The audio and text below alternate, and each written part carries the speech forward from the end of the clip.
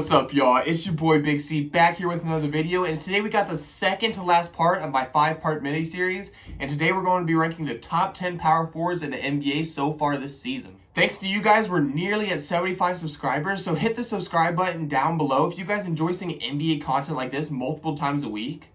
And before we talk about anything else, let's go ahead and get into the video. Before we get into the top 10, I had two honorable mentions that I thought were well worth mentioning when it comes to power forwards in the NBA. And Draymond Green of the Golden State Warriors, who does everything to help the Golden State Warriors win. And Aaron Gordon of the Orlando Magic. Hey guys, hopping into the top 10. At number 10, I have Lauri Markkanen of the Chicago Bulls. This young sharpshooting power forward has had a very solid season this year and debatably the best season of his career. Lauri Markkanen and the Chicago Bulls have been in the playoff push so far this season, and if Lauri Markkanen with players like Zach LaVine keep playing as well as they are right now, it is very possible that they could be a playoff team in the Eastern Conference this season. So far, Lauri is averaging 19 points per game, 6 rebounds, and an assist, while shooting 51% for the field, 40% for the three-point line, and 84% for the line. Lauri is having an absolutely amazing season, along with being very, very efficient, and although he isn't a very good defender, people like Patrick Williams on the Chicago Bulls have been able to pick up the defensive slack and lead the Bulls to having a solid season so far during the first half of the NBA season. Coming in at number 9, I have another young power forward and John Collins of the Atlanta Hawks. John Collins is well known for his insane leaping and dunking ability, and throughout the past couple years of his career, he has also been developing a very solid scoring game, including a three-pointer, and this season has been no different. This season, along with players like DeAndre Hunter, Trae Young, and Danilo Gallinari, the Hawks, if they can pick it up sooner rather than later, have a decent shot at making the playoffs in the Eastern Conference. This season, John Collins is having a great season, averaging 18 points per game, 8 rebounds, and 2 assists, while shooting 53% for the field, 38% for the three-point line, and 85% for the free throw line. John Collins has been a very solid scorer to start the season for the Atlanta Hawks, and I believe that he could even pick it up and reach a new level when it comes to scoring, and I think by the end of the season, John Collins has a good chance of scoring over 20 points per game throughout the entire 2021 NBA season. Coming in at number 8, we have the possible all-star snub in the Eastern Conference in Tobias Harris of the Philadelphia 76ers. Tobias Harris has had an absolutely fantastic season for the Sixers this year and has helped lead them to being one of the best teams in the Eastern Conference.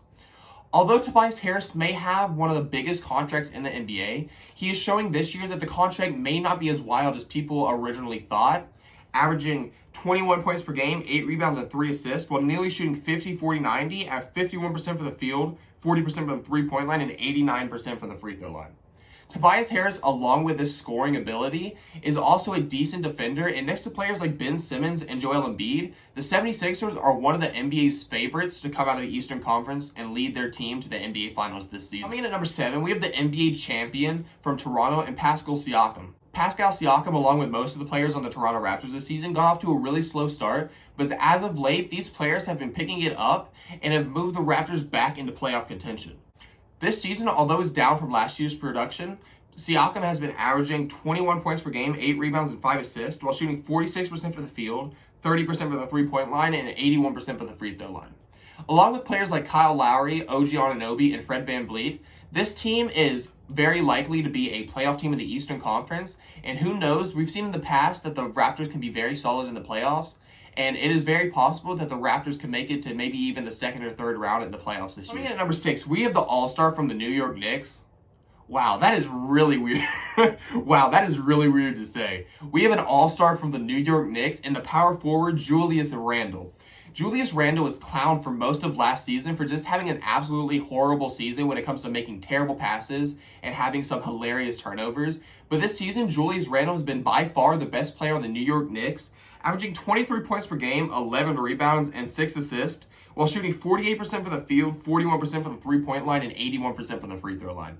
Julius Randle has been an absolute beast in the paint this year for the New York Knicks, along with being a very solid three-point shooter, and has led the Knicks to being a respectable team in the Eastern Conference for the first time since players like Carmelo Anthony were on the team. Entering the top 5, we have maybe the biggest Eastern Conference All-Star snub besides Trae Young and Domantas Sabonis. Domantas Sabonis on the Pacers this season has led the Pacers to being one of the best teams in the Eastern Conference, averaging 22 points per game, 12 rebounds, and 6 assists, while shooting 53% from the field, a great 36% for the three-point line, and 71% for the line. This season for Sabonis was even better than last season when he was an All-Star, so I was kind of surprised to see that Sabonis didn't make the All-Star game, but that's a debate for another day. Nonetheless, Domantas Sabonis is coming in here at number 5 on my list. At number 4, we have the young superstar phenom and Zion Williamson of the New Orleans Pelicans.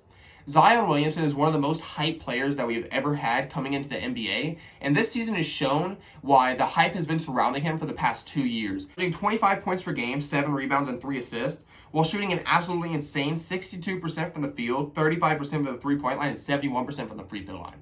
Zion Williamson, like everybody expected, is an absolute beast and ended up making an All-Star game in his second season in the NBA this year in the Western Conference. Now, entering the top 3, I thought this ranking was pretty easy based on how players have been playing this season. So at number 3, I have Anthony Davis of the Los Angeles Lakers. Anthony Davis has been injured for the past couple of weeks, and we've really gotten to see how important Anthony Davis was for that Lakers team since the Lakers have been on a 4-game losing streak as of late. But so far, when he was healthy this season, Anthony Davis, along with being a Defensive Player of the Year candidate, was averaging 23 points per game, 8 rebounds, and 3 assists, while shooting 53% from the field, 29% from the three-point line, and 72% from the line. Although his scoring numbers may be down from seasons past, Anthony Davis is still one of the best defenders in the NBA and is apparently one of the most impactful players on the NBA since the LA Lakers have just not been playing as well since he's been gone. Coming in at number 2, we have the 2-time reigning MVP in Giannis Antetokounmpo of the Milwaukee Bucks.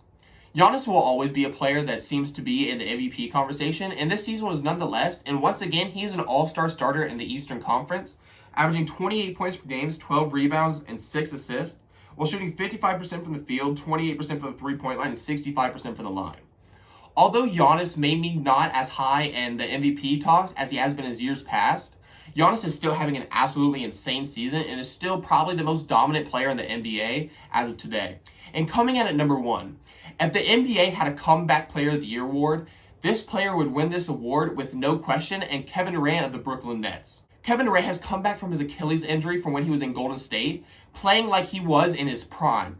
This season, in the games he has played, he's been averaging 29 points per game, 7 rebounds, and 5 assists, while nearly shooting 50-40-90 with 52% from the field, 43% from the three-point line, and 87% from the free throw line. This season, Kevin Durant has certainly been a top 5 player in the NBA and debatably a top 2 player in the league, and would have a very good shot of winning the MVP award if it wasn't for all the load management that he has been enduring due to coming off an Achilles injury that had him out of the league for an entire season. No matter how you feel regarding Kevin Durant signing to the Golden State Warriors, it is not debatable that Kevin Durant is one of the greatest scorers that we've seen in NBA history and a top player in NBA history. Hey guys, I hope you guys enjoyed the video. Let me know down in the comments below who you guys would have at number 1 on this list and who you guys think I snubbed off this list. If you guys enjoy seeing NBA content like this weekly, sub to the channel down below because we are very close to 100 subscribers. And plus, I have one more video coming out for you guys in the next couple days when I'm ranking my top 10 centers in the league. You guys will see that video in a couple days, but for now, this is your boy Big C.